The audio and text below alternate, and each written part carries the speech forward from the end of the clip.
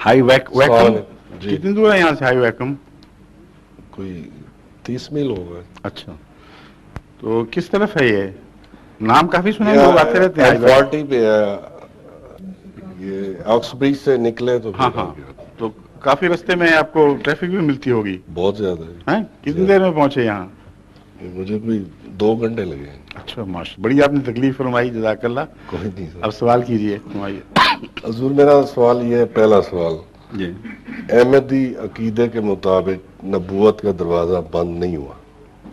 क्या बंद नहीं हुआ? नबूवत का दरवाजा, सिलसिला जी बंद नहीं हुआ जी।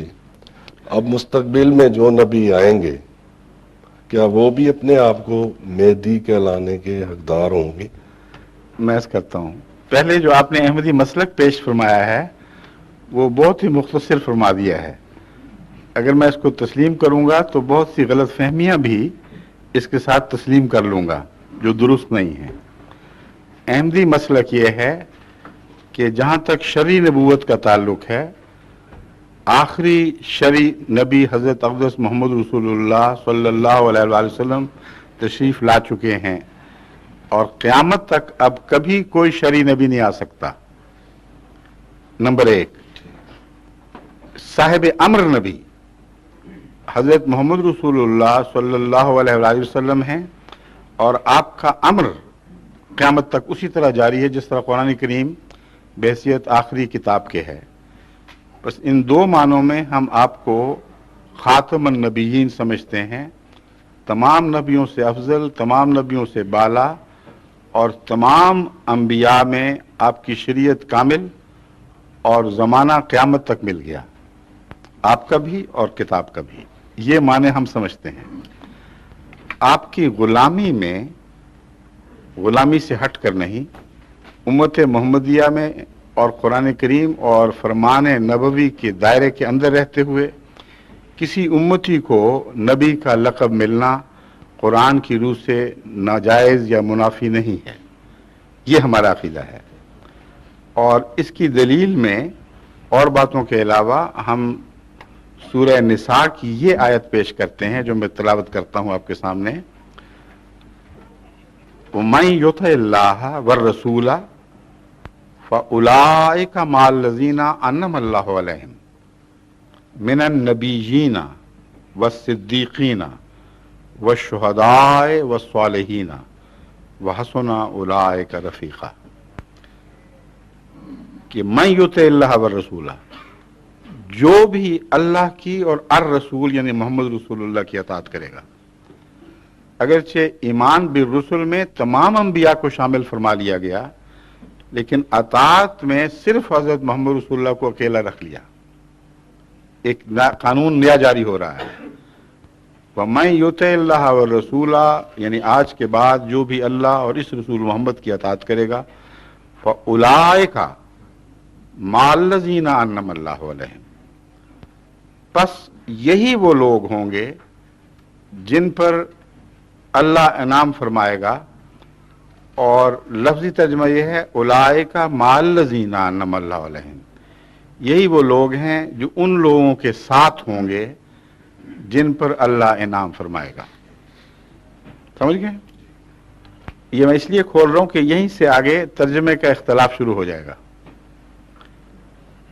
गैर अहमदी उलमा जो इस आयत के होते हुए भी उम्मती और मुती नबूवत का इनकार करने पर मुसिर हैं, वो यहाँ माँ के लफ्ज़ को मिन के मानों में नहीं लेते, बल्कि ऐसे साथ के मानों में जो उनमें शामिल नहीं है मगर ऐसे लोगों के साथ होंगे।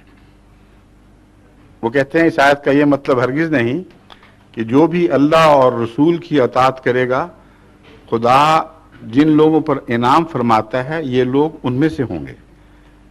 बल्कि फरमाया, वो कहते हैं ये नहीं फरमा रहा, अल्लाह फरमाता है इनाम तो नहीं मिलेगा इनको, मगर इनाम पाने वालों का साथ नसीब हो जाएगा।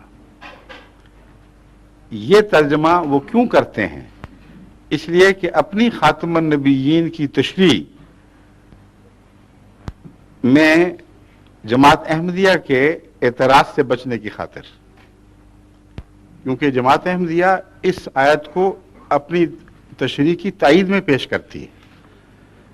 जमात अहमदिया इस आयत का हवाला देकर साबित करती है कि खातम का मतलब है तमाम इनामात मोहम्मद रसूलुल्लाह सल्लल्लाहु अलैहि वसल्लम की उम्मत तक महदूद हो गए, तमाम गैरों के चश्मे खुश्क हो गए और तमाम गैर नबियों के फैज बंद हो गए।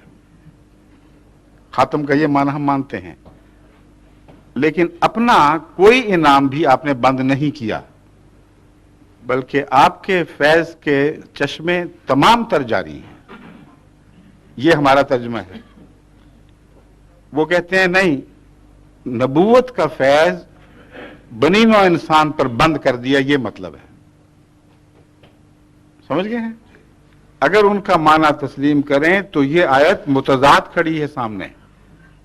ये आयत कह रही है कि जो भी अल्लाह और उसके रसूल की अताअत करेगा फउलाइका माल लजीना अन्नमल्लाहु अलैहिम, यही वो लोग हैं जो मैं अभी साथ की बहस करने की बजाय उनका माना पढ़ देता हूं।